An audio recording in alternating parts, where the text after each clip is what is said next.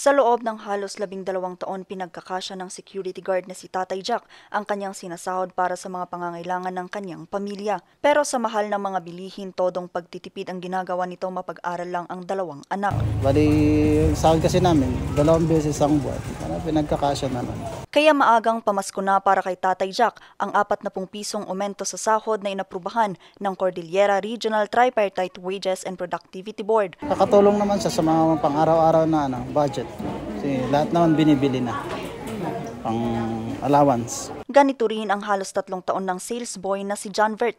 Anya, bagamat wala pa naman daw itong pamilyang sinusuportahan sa edad na 24, malaking bagay na rin daw ang 40 piso na maidaragdag sa kanyang araw-araw na kita. Sa tingin ko mas makakatulong talaga siya para sa aming mga employee kagaya namin, di ba? Lalo na yung mga may pamilya.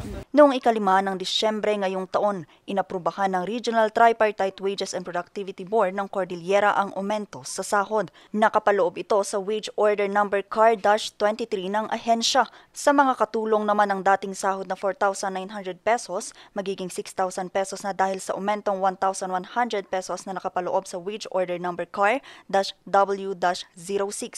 Magiging epektibo ang aumento sa darating na ika-24 ng Disyembre. Samantala, maliban sa Cordillera, aprobado rin ng 35 pesos na aumento sa sahod sa rehiyon ng Mimaropa.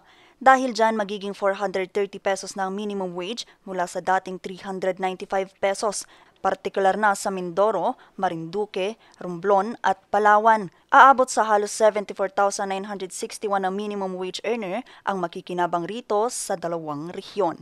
Vanessa Bugtong para sa Luzon Headlines.